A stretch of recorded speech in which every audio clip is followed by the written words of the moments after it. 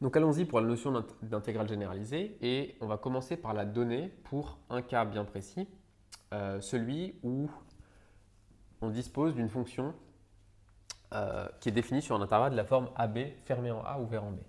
Donc ici, on va se donner une définition et ici, on va supposer que I égale AB.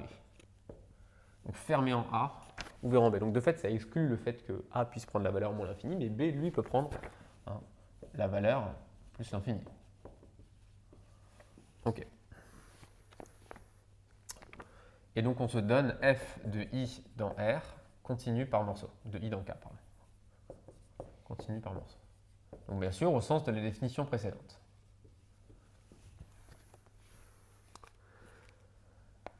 Alors, comme la fonction f est continue par morceau, qu'est-ce que ça veut dire? Ça veut dire qu'au sens de la première définition, ça veut dire quoi? Ça veut dire que f est continue par morceau au sens de la première définition sur chaque intervalle de la forme AC.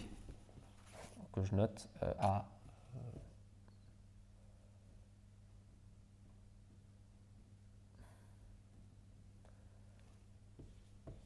Alors je vais faire l'énoncé. Hein, on va écrire des. Je changerai après, mais on fera des respectivement au cas où c'est ouvert en A et fermé en B. Donc sur un intervalle de la forme AV, cette intégrale a du sens.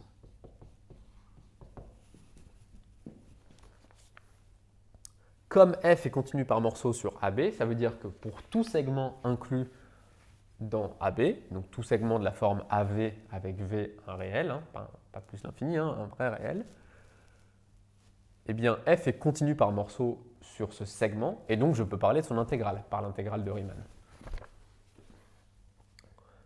Alors, l'intégrale de A à V de f de t dt est bien définie pour tout V strictement supérieur ou égal à A. Hein, V appartient à R. On dit que on va appeler ça intégrable. On dit que f est intégrable sur AB, donc sur l'intervalle sur lequel elle vit, hein, qui nous intéresse, si eh bien, la limite quand V tend vers B, vers B-, existe.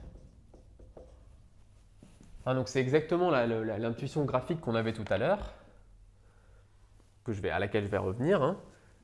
Pour parler d'intégrale de la fonction sur AB, alors que l'intervalle est ouvert à droite, et peut même avec la valeur de droite pouvant être plus l'infini, eh bien on se ramène à un intervalle strictement inclus pour lequel on sait qu'on peut parler de l'intégrale, et on demande que cette limite existe. Et dans ce cas, eh bien, il y a un peu de vocabulaire. On note comment? Eh bien, l'intégrale de A à B de f de t dt, la limite.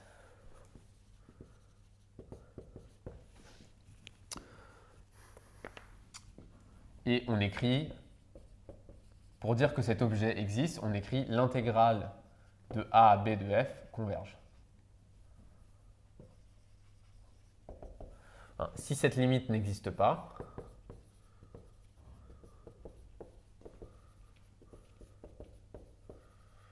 on écrit que cette fois l'intégrale de A à B de f diverge.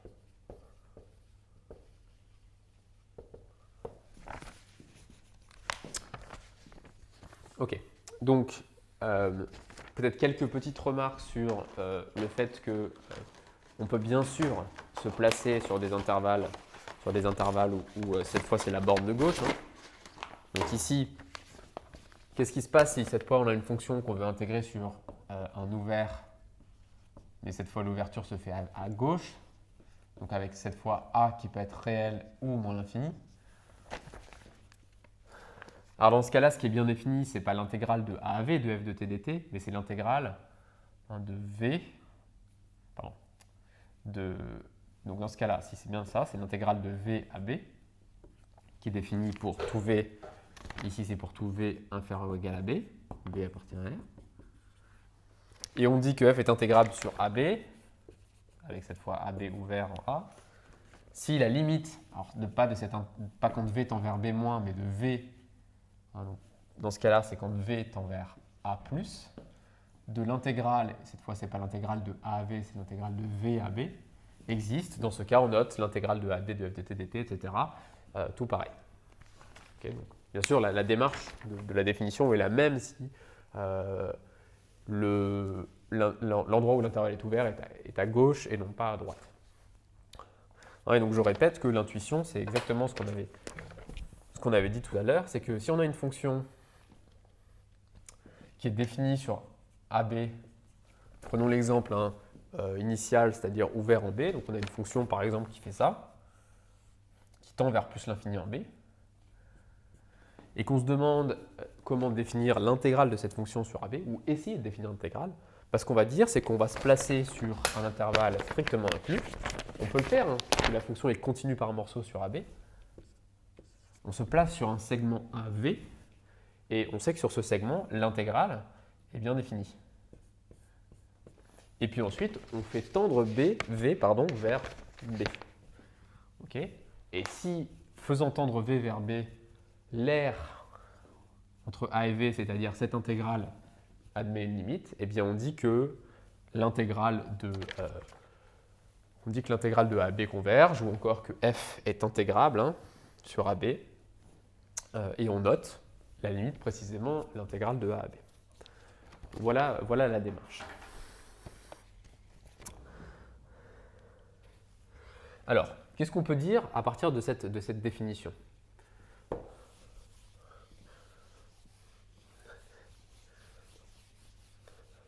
Quand est-ce qu'une fonction, est-ce qu'il y a des moments où on peut dire directement, sans hypothèse supplémentaire, qu'une fonction est intégrable? Alors, bien sûr, cette notion généralise les fonctions qui admettent une intégrale sur un intervalle fermé borné. Donc, si f est continu par morceau sur AB, notez ici le fait que l'intervalle est fermé borné avec A et B des réels. Alors, l'intégrale de A à B de f converge au sens de cette définition et vaut l'intégrale de A à B de f de t dt définie par l'intégrale de Riemann. C'est bien une généralisation, cette définition.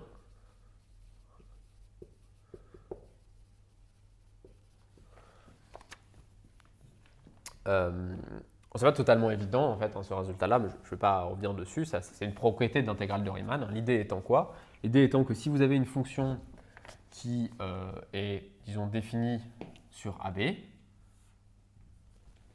continue par morceau sur AB, eh bien par le processus qu'on vient de voir, si on se demande si cette fonction est intégrable, a priori on devrait prendre V strictement compris entre A et B, se demander si l'intégrale de A à V admet une limite quand V tend vers B-. Et bien là, ce que cette remarque vous dit, elle vous dit que oui, cette limite existe et que ça vaut précisément l'intégrale de A à B de f au sens habituel. Comme cette fonction est continue par morceau sur le fermé borné AB, son intégrale sur AB est bien définie, c'est l'intégrale de Riemann. Okay, donc on tombe sur la même chose. Donc ça généralise bien la notion précédente. Okay.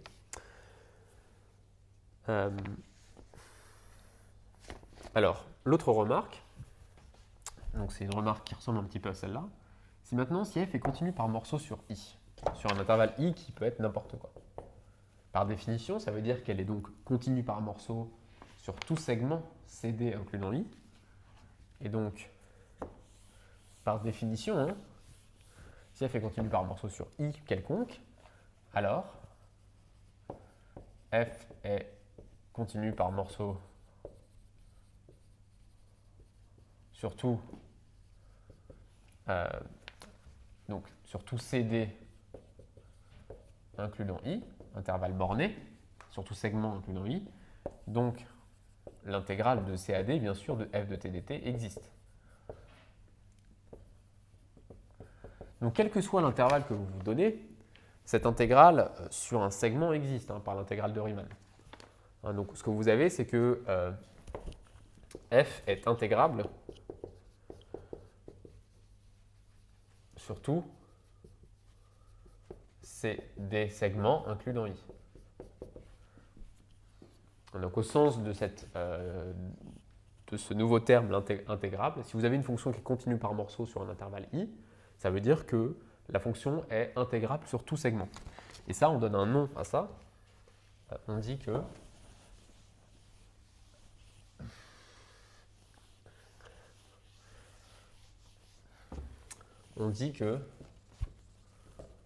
f est localement intégrable sur I.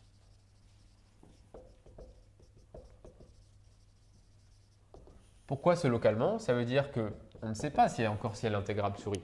Si je suppose seulement que f est continue par morceau sur I, on a vu dans la définition, il faut qu'une certaine limite existe pour que son intégrale existe. Son intégrale sur I. Mais on sait au moins que son intégrale sur tout segment existe. Ok?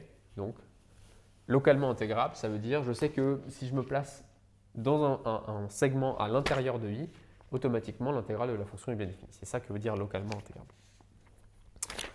Ok, bon, pour l'instant c'est un petit peu abstrait, puisque même si on comprend bien l'idée de la construction, de la définition, dans la vraie vie, comment on voit pour quelle fonction sait-on dire qu'il y a intégrabilité. On va faire quelques exemples. Et ces exemples reposent sur la remarque suivante qui est importante, c'est qu'à ce stade, quand on regarde la définition, la seule manière qu'on a de savoir si une fonction est intégrable ou pas, c'est de revenir à la définition que je viens de donner. Et donc pour ça, il faut savoir calculer des primitives typiquement.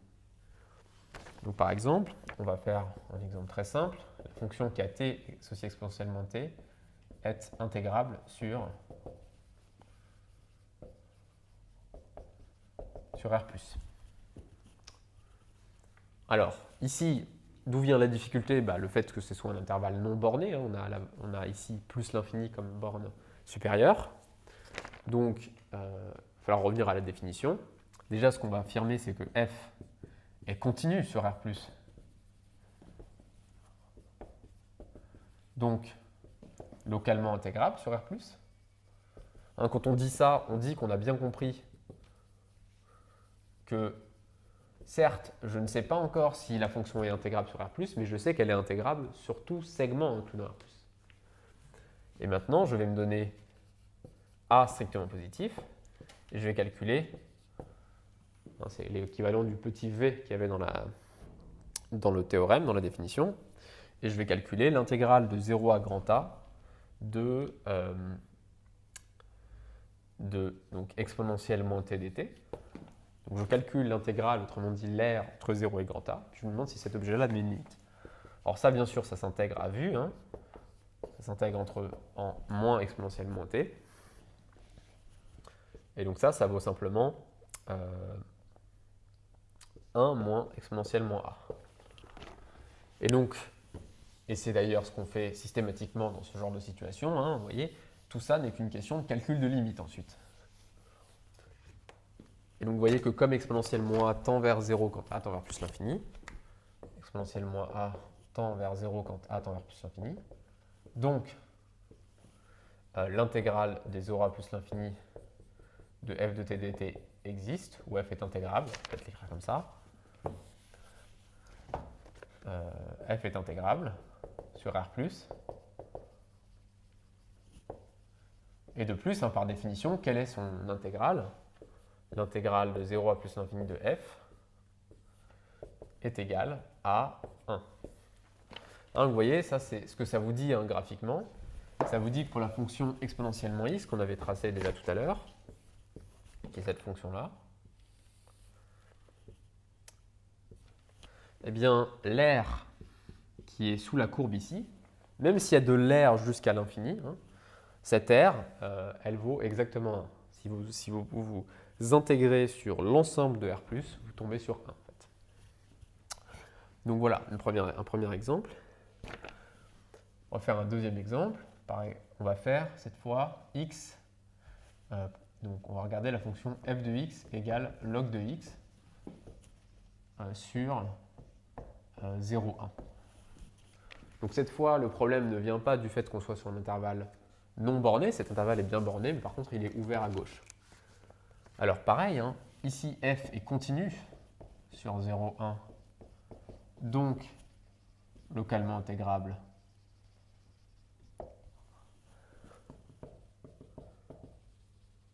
sur 0, 1. Si f, c'est la fonction qui a x associe log de x sur 0, 1. Donc, en disant ça, on dit qu'on peut calculer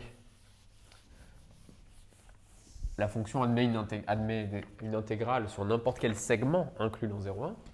Et donc ici, je vais me donner pour epsilon strictement positif, je vais calculer l'intégrale de epsilon à 1 de log de x dx. Donc c'est ça que je vais faire et puis je vais essayer de voir si ce truc-là met une limite quand epsilon tend vers 0. Ok, donc ça, une primitive à connaître, c'est qu'une primitive de log de x, c'est x log de x moins x. Donc ça s'intègre en x log de x moins x entre epsilon et 1. Et ça, si vous faites le calcul, le terme en 1 fait 0 ici, puisque 1 log de 1 fait 0. Vous avez un moins 1, vous avez moins 1. Et puis le terme en epsilon fait un moins epsilon log de epsilon plus epsilon. Et nous, on veut faire tendre epsilon vers 0. Alors, ce terme-là tend vers 0 quand epsilon tend vers 0, et c'est une croissance comparée importante. Epsilon fois log de epsilon, ça tend vers 0. Le epsilon l'emporte, hein, l'epsilon tend vers 0, log de epsilon tend vers moins l'infini, mais c'est lui qui l'emporte. Et donc ça tend vers 1 quand epsilon tend vers 0 plus, par croissance comparée.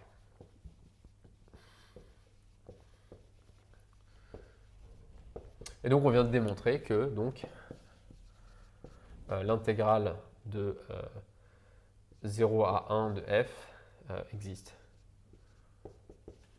et vaut moins 1, pardon. Et vaut moins 1. Alors bien sûr, il y a des fonctions qui ne sont pas intégrables. Hein. Bien sûr, il suffit de une fonction très simplement, sans rentrer dans le détail du calcul. Par exemple, si je regarde la fonction exponentielle x et pas exponentielle moins x sur l'intervalle r+, comme son intégrale de 0 à grand A, ça vaut exponentielle moins a, ça tend vers plus l'infini quand a tend vers plus l'infini. Vous voyez que la fonction exponentielle n'est pas intégrable sur R+. Bien entendu, il y a tout un tas de fonctions qui ne sont pas intégrables. Ok, alors ce qu'on va faire, c'est qu'on va quand même ériger en propriété certaines fonctions. Ça va être l'équivalent des séries de Riemann pour les séries numériques. Des fois, c'est P intégrale de Riemann. Donc là, le résultat, c'est le suivant. On va regarder les fonctions de la forme t donne 1 sur t puissance alpha. Alors, ce type de fonction est intégrable. Alors, sur 0 grand 1, sur 0,1, si et seulement si alpha est strictement inférieur à 1, et sur 1 plus l'infini, si et seulement si alpha est strictement supérieur à 1. Donc ça, c'est des intégrales à connaître. Hein.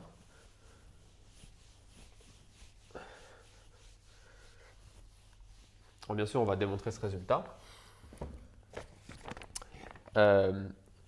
Mais chose importante, il faut avoir un petit peu une intuition graphique de ce que ça veut dire, hein, parce que ça peut être un peu surprenant quand on a en tête les séries numériques. Hein, parce que les séries de Riemann, on sait que la somme des 1 sur n puissance alpha converge si alpha est strictement supérieur à 1. Donc on a un peu une sorte d'intuition de « ah oui, ça doit marcher », mais on est peut-être un peu plus surpris par ça. Donc peut-être traçons la fonction qui a t donne 1 sur t puissance alpha, donc je vais la tracer pour alpha strictement positif. Ce qui se passe ici, c'est que plus alpha est grand, plus cette fonction tend très vite vers 0 quand t tend vers plus l'infini. Si alpha vaut 10 000, 1 sur t puissance 10 000, quand t tend vers plus l'infini, ça tend très très vite vers 0. Hein, donc si vous tracez la fonction, vous avez quelque chose qui s'écrase très vite près de l'axe des abscisses quand t est grand. Et c'est ça qui va faire que l'aire que vous ajoutez, il y a toujours de l'aire en plus l'infini, elle est suffisamment petite, un peu comme pour les séries de Riemann, hein, où vous sommez des 1 sur n puissance alpha, mais qui sont vraiment suffisamment petits, pour que cette aire soit finie. Autrement dit, que cette fonction soit intégrable sur 1 plus l'infini. Donc si alpha est strictement supérieur à 1, je répète, hein, la courbe de la fonction est très proche de l'axe des abscisses, et d'autant plus proche que alpha est très grand. Mais à l'inverse, si alpha est strictement supérieur à 1, la courbe de la fonction n'est pas très proche de l'axe des ordonnées, ici. Donc pour cette fonction-là, et comme le dit le théorème, donc si j'ai par exemple la fonction 1 sur t au carré, cette fonction va être intégrable sur 1 plus l'infini, mais elle ne va pas être intégrable sur 0,1. Pourquoi? Parce qu'à l'inverse, quand vous avez 1 sur t au carré, eh bien quand t tend vers 0, 1 sur t au carré ne tend pas assez vite vers plus l'infini. Et donc du coup ici, l'aire ne va pas être finie. Voilà. L'aire qui part ici vers l'infini, elle va trop compter et donc l'aire ne va pas être finie.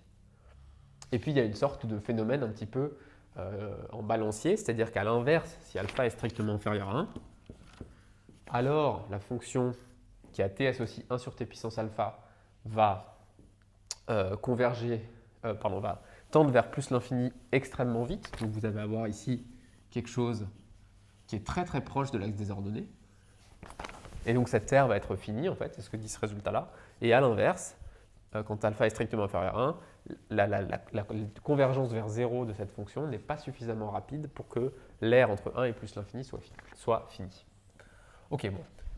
Que ça se passe, que ce soit alpha égale 1 qui soit un peu le résultat limite, c'est bien sûr, il faut le voir par le calcul, hein, c'est pas évident d'en avoir une intuition. Notez que ce résultat-là vous dit aussi hein, que pour alpha égale 1, comme c'est un si et seulement si, pour alpha égale 1, vous voyez que la fonction qui a t associée 1 sur t n'est intégrable ni sur 0,1 ni sur 1 plus l'infini. Okay. Alors donc preuve. Alors pour le premier point, je vais appeler ça 1, et pour le deuxième point. Donc pour le premier point, je regarde le premier point. T donne 1 sur t puissance alpha est, elle est continue par morceau, hein, cette fonction. Elle est continue même, pardon. Elle est continue sur 0,1, donc localement intégrable sur 0,1. Et puis, je vais essayer de voir si l'intégrale converge. Et pour ça, je me donne, pour epsilon strictement positif, je calcule l'intégrale de epsilon à 1 de 1 sur t puissance alpha dt. Alors ça, c'est encore, je vais l'écrire comme ça, l'intégrale de epsilon à 1 de t puissance moins alpha dt.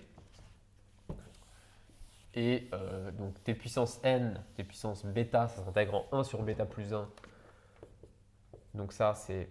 Alors, on va faire une petite, faire une petite disjonction de cas, mais donc ça va faire 1 sur 1 moins alpha avec t puissance moins alpha plus 1 entre epsilon et 1. Ça, c'est si alpha, vous voyez qu'il y a un problème avec le cas alpha égale 1. Ça, c'est si alpha est différent de 1. Et puis si alpha égale 1, vous avez ici simplement la fonction 1 sur t qui s'intègre en log. Donc dans ce cas-là, vous avez log de t entre epsilon et 1 si alpha égale 1. Bon, là vous faites le calcul, hein, c'est pas très compliqué.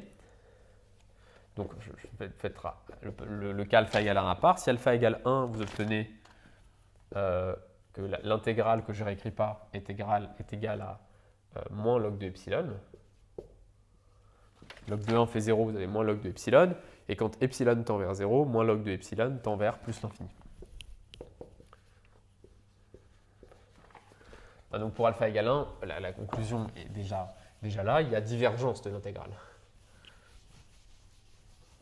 l'intégrale de 0 à 1 de 1 sur t puissance alpha dt diverge, que j'écris dv, si alpha égale 1. Ok. Maintenant, gérons le cas alpha différent de 1. Pour alpha différent de 1, on obtient quoi? Si alpha est différent de 1, je poursuis le calcul. Et j'obtiens ici tout simplement 1 sur 1 moins alpha, qui est une brave constante, facteur de 1 à la puissance moins alpha plus 1, ça fait 1, moins donc epsilon à la puissance, je vais l'écrire 1 moins alpha. Donc vous voyez que là, ce qui est crucial, c'est de se demander si la puissance à laquelle epsilon est mis est positive ou pas. Epsilon tendant vers 0, si cette puissance est strictement positive, bah ça tend vers 0, c'est epsilon au carré, epsilon puissance 37. Si la puissance est négative, à l'inverse, ça va tendre vers, ça va tendre vers moins l'infini, mais avec le 1 sur 1 moins alpha, ça va tendre vers plus l'infini. Donc si alpha est strictement inférieur à 1, auquel cas 1 moins alpha est positif, vous voyez que ce truc-là tend vers 0. Ce truc-là tend vers 1 sur 1 moins alpha, quand epsilon tend vers 0. Plus. Ok, donc l'intégrale de 1 sur t puissance alpha dt de 0 à 1 converge. Et au passage, on a sa valeur, et vaut 1 sur 1 moins alpha. Et si alpha est strictement supérieur à 1, bah vous vérifiez que ce truc-là, ça tend vers plus l'infini quand epsilon tend vers 0 plus. Pourquoi? Parce que ça tend vers plus l'infini, avec le moins, ça tend vers moins l'infini, mais si alpha est strictement supérieur à 1, ce qui est devant l'intégrale est négatif. Donc ça tend bien vers plus l'infini. Ok, donc l'intégrale de 0 à 1 de t puissance alpha dt diverge. Donc vous voyez qu'on a traité tous les cas. Alors maintenant, il faudrait faire la situation, et je vais tricher, je vais faire la situation où on prend alpha, où on est entre 1 et plus l'infini. Donc cette fois, je fais vite puisque le raisonnement est très proche. Hein. Je vais aussi prendre un stylo qui marche mieux. Donc dans ce cas-là, je donne a strictement positif. Je regarde cette intégrale entre 1 et a. Donc tout marche pareil. Hein. Tous ces calculs sont parfaitement valables. Et puis, si alpha est égal à 1, cette fois, on tombe sur plus log de a, qui tend, quand a tend vers plus l'infini, bien vers plus l'infini. Okay, donc à nouveau, on trouve que pour alpha égale 1, l'intégrale, cette fois sur 1 plus l'infini diverge. Okay. Si alpha est différent de 1, le calcul se poursuit ici et on tombe sur 1 moins... ça va être a puissance 1 moins alpha moins 1. Bon, et cette fois, vous voyez que c'est si alpha est strictement supérieur à 1. Alors cette fois, maintenant, comme a tend vers plus l'infini, la question c'est est-ce que cet exposant, pour que ce truc-là admette une limite, il faut que l'exposant soit négatif.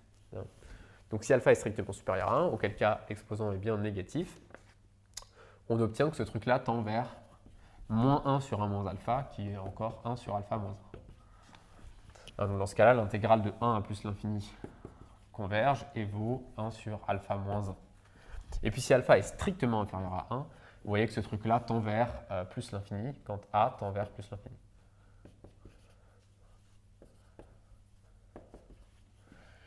Et donc dans ce cas-là, l'intégrale diverge.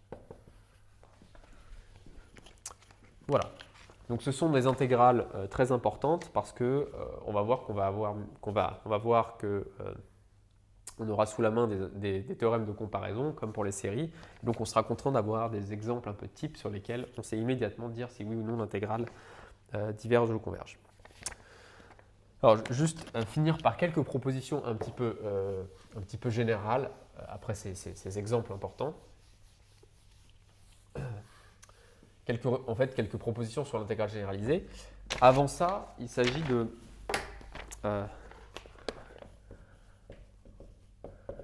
imaginez maintenant que vous vous intéressez par exemple à une fonction qui est définie sur R. Vous êtes sur R. Donc on n'est pas, la définition qu'on a donnée d'intégrale généralisée, c'était un intervalle AB avec soit B ouvert, soit A ouvert, mais pas les deux. Okay, donc, il faut se donner une définition qui va couvrir ce cas-là. Là, c'est sans trop de surprise. On se place ici dans le cas I égale AB. Hein, et A pouvant être moins l'infini, B pouvant être plus l'infini. Et on se donne F de I dans K continu par morceau. Alors ça ne va pas être très difficile de voir comment on va faire pour essayer de définir l'intégrale d'une telle fonction. Simplement, on va placer un certain réel C entre A et B, et puis on va utiliser la définition précédente sur AC et sur CB. Ok, donc on dit que F est intégrable sur I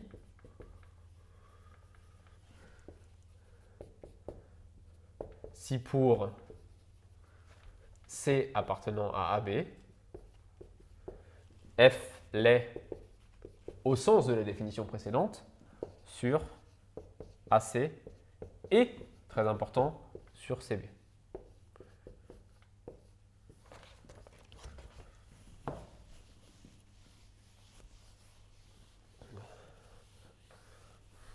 Donc autrement dit, quand il y a un problème au niveau de la borne de gauche et de la borne de droite, on découpe le problème. On dit, bon, on va d'abord regarder le problème sur la borne de gauche, puis sur la borne de droite.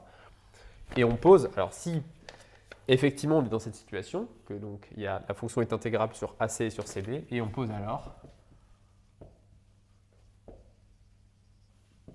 l'intégrale de AAB de F égale l'intégrale de AAC de F plus l'intégrale de CAB de F. À ce stade, on ne savait pas comment définir cet objet. Et la définition nous dit si ces deux objets existent, on définit cet objet comme en étant la somme, qui est une sorte qui permet en fait de généraliser la relation de Schall pour les intégrales généralisées.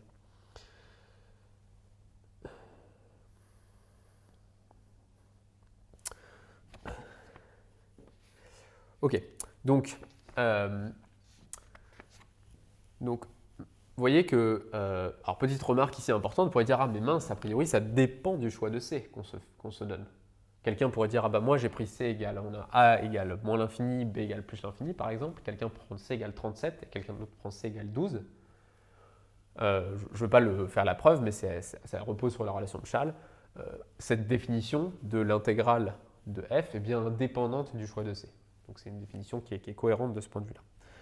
Alors, là encore une fois, on n'est pas tout à fait complet parce que vous voyez que il faut aussi gérer éventuellement des problèmes au milieu de l'intervalle. Donc, je poursuis la définition. Si maintenant j'ai un problème au milieu d'intervalle, donc ça veut dire qu'il y a un problème, entre guillemets, un problème en A, un problème en B, mais potentiellement aussi il y a un problème en un point au milieu, c'est-à-dire que la fonction tend vers l'infini quand on s'approche de ce point. Alors qu'est-ce qu'on fait? C'est pas très grave. Si f est continu par morceau sur AC et sur CB avec où C appartenant à B, ou C appartient à B. Donc vous voyez que c'est un problème que je ne traitais pas à l'instant. Là, je supposais que la fonction était continue par morceau sur I. Sur I tout entier, donc c'est-à-dire sur l'intervalle AB. Là, je suppose qu'elle est seulement continue par morceau sur AC et sur CB. Bon, qu'à cela ne tienne, on dit que F est intégrable sur AB ou sur I si elle l'est sur AC et sur CB.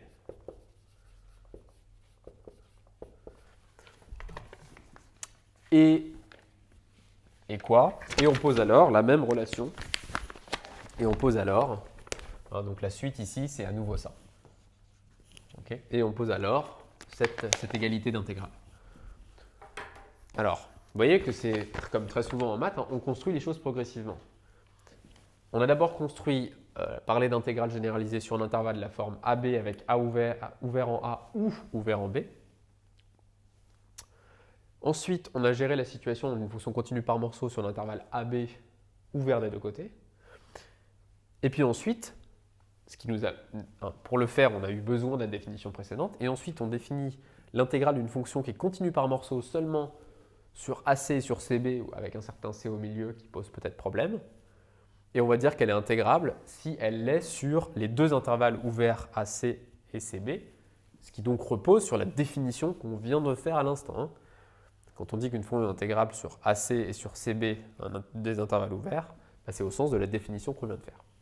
Et puis à chaque fois, on définit ensuite l'intégrale de la fonction sur AB en sommant les intégrales trouvées sur les bouts sur lesquels on a su dire des choses.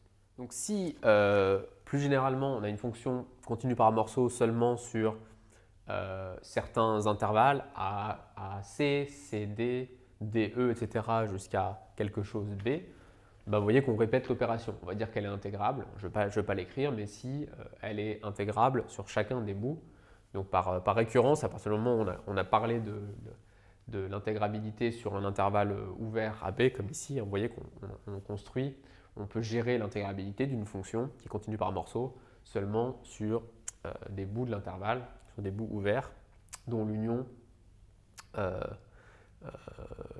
fait tout l'intervalle modulo les points de problème. Ok, donc avec toutes ces constructions, il y a quand même une chose importante à dire, c'est que l'objet, donc on a défini maintenant l'intégrale pour un intervalle un petit peu quelconque.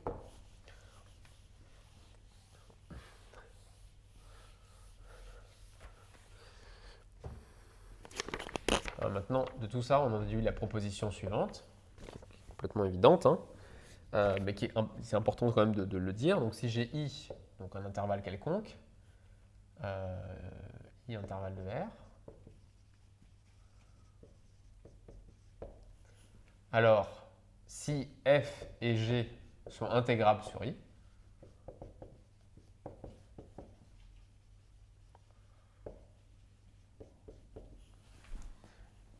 ce qu'on s'apprête à dire avec les termes de l'algèbre linéaire, c'est que l'ensemble des fonctions intégrables sur I forment un sous-espace vectoriel des fonctions définies sur I. Si F et G sont intégrables sur I, alors eh bien, F plus G aussi, et lambda F aussi, où lambda c'est un certain scalaire, un élément de K. Et de plus, on a le droit aux relations, c'est la linéarité de l'intégrale.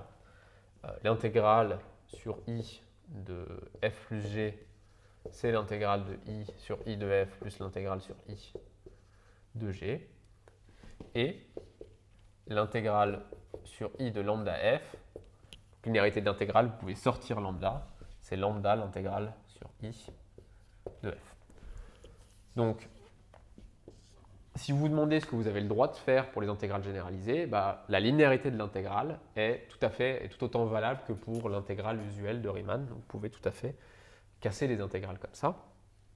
Alors attention, ici très important, comme pour les séries, si vous avez la série des UN plus Vn, la somme des UN plus Vn, vous pouvez casser en deux que si chacune des séries converge. Là, c'est la même chose. Pour pouvoir écrire ça, il faut quand même que vous ayez au préalable établi que ces deux intégrales convergent. Vous voyez, c'est quand même partie des hypothèses de la proposition. Si f et g sont intégrables sur i, alors f plus g l'est aussi, et vous pouvez écrire ça. Donc de manière générale, si vous avez la somme de deux fonctions, pour pouvoir casser l'intégrale en deux, comme une somme, il faut au préalable montrer que f et g sont intégrables sur i. Voilà, donc à ce stade, vous voyez que, qu'est-ce qu'on peut dire? On a une notion d'intégrale généralisée qui va permettre de gérer des fonctions définies sur un intervalle quelconque, pour peu qu'elles soient continues par morceaux sur l'intervalle ou sur des bouts de l'intervalle, comme on l'a vu.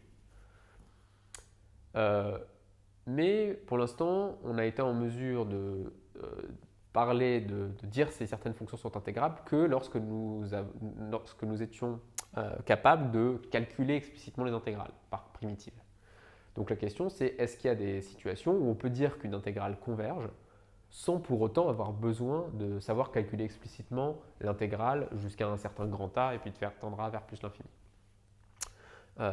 Donc, on va voir que la réponse est oui, et ça s'appuie sur ce qu'on appelle les théorèmes de comparaison, qui sont l'équivalent des théorèmes de comparaison pour les séries, et qui supposent que les fonctions soient positives.